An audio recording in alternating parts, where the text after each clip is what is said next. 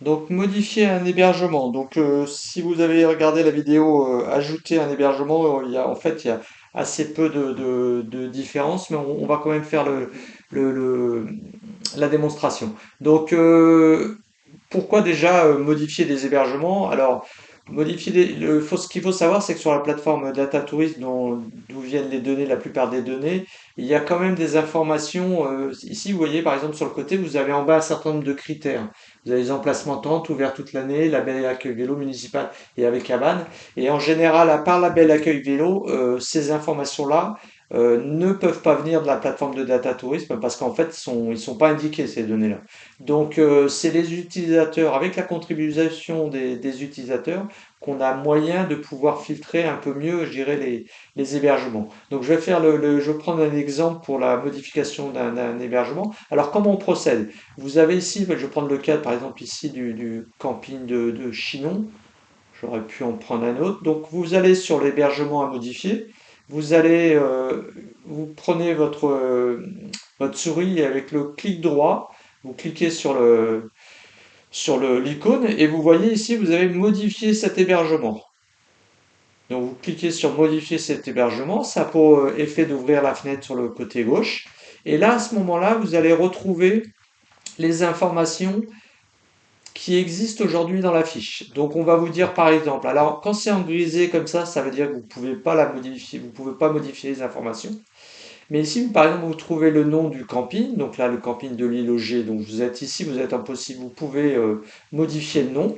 Vous avez la description, donc on va y revenir, la description notamment pour voir qu'est-ce qu'il est intéressant de mettre en termes de description.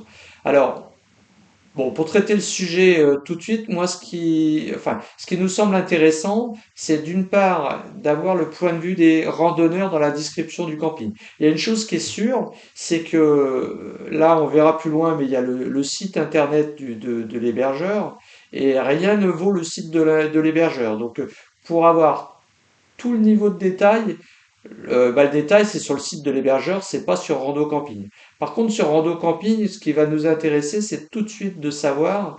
Alors, je vais prendre tout de suite, je vais rentrer dans les sujets, mais ce qui nous intéresse de savoir, c'est si c'est un grand camping, un petit camping, si c'est que des bungalows ou s'il y a des emplacements nus. C'est de savoir quand est-ce qu'il est ouvert.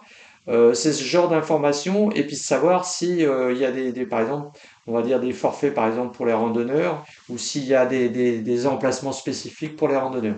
Donc c'est plutôt ce genre d'informations qu'on mettra dans le descriptif. Alors on laissera quand même un descriptif général pour présenter le camping, mais tout de suite après, moi en général ce que je fais, c'est que j'indique déjà le nombre d'emplacements nus ou alors en précisant que c'est bien pour tente, parce que là ça veut dire que vous pourrez planter une tente.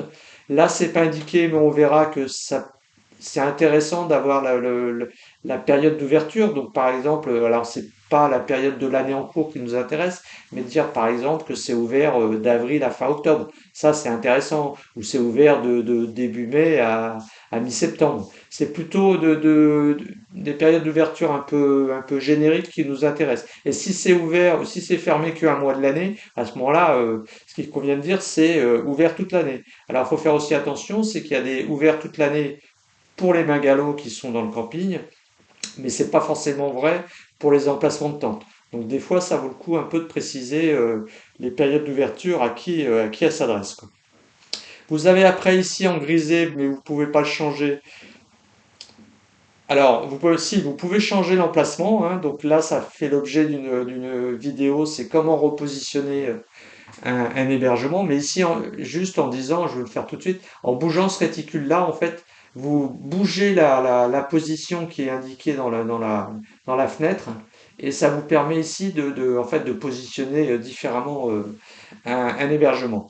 Vous avez après, dans les informations qui sont là, et une fois de plus, vous pouvez les modifier, bah, c'est le téléphone, l'email, le site internet. Vous avez la possibilité même de changer la catégorie d'hébergement. Alors, en changeant la catégorie, vous allez implicitement changer les critères qui sont derrière. Donc, voilà. Vous avez la possibilité de compléter, et ça c'est important, bah, de dire par exemple s'il y a ou pas des emplacements pour les tentes. Si c'est ou pas, vous voyez par exemple ici ouvert toute l'année, c'est pas indiqué, on ne sait pas. Donc ici On ne sait pas, donc on va laisser ici, on va laisser comme ça. Label accueil vélo, oui, non. Municipal, oui, non. Et avec cabane, oui, non, quoi. Donc c'est exactement comme pour l'ajout d'un hébergement. Vous complétez en fait les informations euh, bah, dont vous avez connaissance, quoi. De la même façon, s'il y a par exemple le classement étoilé n'est pas renseigné, bah, vous pouvez le compter, le compléter ici. Si vous êtes, et surtout si vous êtes hébergeur, vous pouvez aussi ici, vous pouvez modifier la photo. C'est-à-dire que s'il y a une photo, par exemple ici il y a une photo, vous pouvez choisir éventuellement une autre image. Bon, mais ça, c'est plutôt les hébergeurs qui feront, qui prendront la démarche de changer éventuellement la photo. Je pense pas que ce soit les randonneurs qui proposeront par eux-mêmes une photo. Sauf peut-être si c'est des haltes randonneurs ou voilà, mais ça m'étonnerait que pour des campings, ça soit les randonneurs qui le proposent. Pour refermer ici, il suffit de cliquer ici. Et puis, vous pouvez, comme pour l'ajout d'un hébergement, vous pouvez ici mettre un commentaire bah, pour nous aider au moment de la validation, pour nous donner des informations qui apparaîtront pas, bien sûr, sur la fiche, mais ça peut nous aider et nous éviter éventuellement de vous poser des questions si il y a des informations qu'on n'arrive pas à retrouver. Parce que cette modification fera l'objet d'une validation et c'est seulement quand ça sera validé que les données apparaîtront dans la fiche descriptive. Je reviens sur tous ces critères-là pour vous dire que ces critères-là sont importants parce qu'en fait, ils dictent, ici, ils sont utilisés pour filtrer les emplacements, les hébergements sur la carte. Donc, ces filtres-là sont directement corrélés aux informations qui sont ici. Donc ils sont importants. C'est important de les renseigner, même si c'est un peu de travail. Mais si tout un chacun contribue, bah, ça peut aller tout de même assez vite, quoi.